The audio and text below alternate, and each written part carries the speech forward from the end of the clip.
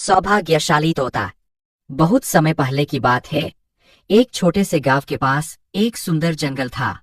उस जंगल में तरह तरह के पक्षी और जानवर रहते थे। उन्हीं पक्षियों में एक अनोखा तोता भी रहता था जिसका नाम चिरकू था।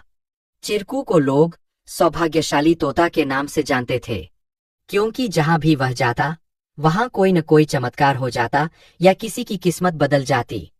गांव के लोग मानते थे कि अगर चिरकू उनके घर आ जाए तो उनके जीवन में सुख और समृद्धि आ जाती है।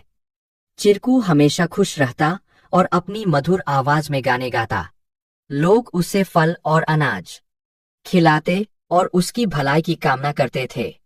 चिरकू भी गांव के लोगों से बहुत प्यार करता था और जहां भी जाता खुशियां बांटता। एक दिन गांव में एक गरीब किसान, जिसका नाम रघु था, बहुत परेशान था। उसकी फसलें बर्बाद हो गई थीं और उसके पास खाने को भी कुछ नहीं था। वह दिन रात मेहनत करता, लेकिन किस्मत उसका साथ नहीं दे रही थी। एक दिन रघु ने गांव के लोगों से चिरकू के बारे में सुना और सोचा कि शायद यह सौभाग्यशाली तोता उसकी भी मदद कर सकता है। रघु ने तय किया कि वह चिरकू से मिलकर अपनी किस्मत बदलने की विनती करेगा। अगले दिन वह जंगल की ओर चल पड़ा और चिरकू को खोजने लगा। बहुत ढूंढने के बाद उसे चिरकू एक पेड़ की डाल पर बैठे हुए मिला।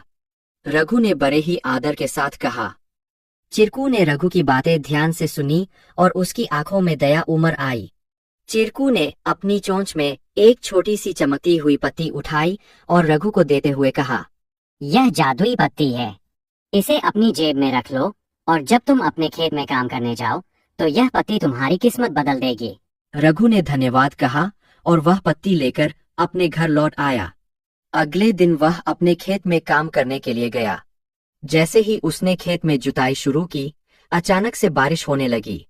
उसकी सूखी जमीन हरी भरी हो गई और थोड़े ही समय में उसकी फसलें लहलहा उठीं। रघु की मेहनत सफल हुई और उसकी किस्मत सच में बदल गई। अब रघु के पास भरपूर अनाज था और वह फिर से खुशहाल जीवन जीने लगा।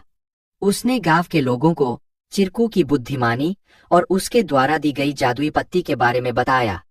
सभी लोग चिरकू की प्रशंसा करने लगे और उसे और भी अधिक प्यार देने लगे। लेकिन चिरकू ने रघु को एक बात कही थी, याद रखना, यह पत्ती सिर्फ तुम्हारी मेहनत का साथ देगी। अगर तुम मेहनत करना छोड़ दोगे तो यह भी अपना जादू खो देगी। रघु ने चिरकू की बात समझ ली और कड़ी मेहनत जारी रखी। धीरे धीरे उसकी स्थिति पहले से बहुत बेहतर हो गई। वह गांव के सबसे सफल किसानों में से एक बन गया, लेकिन उसने कभी यह नहीं भूला कि उसकी सफलता में चिरकू और उसकी मेहनत का कितना बड़ा हाथ था। कहानी से सीख।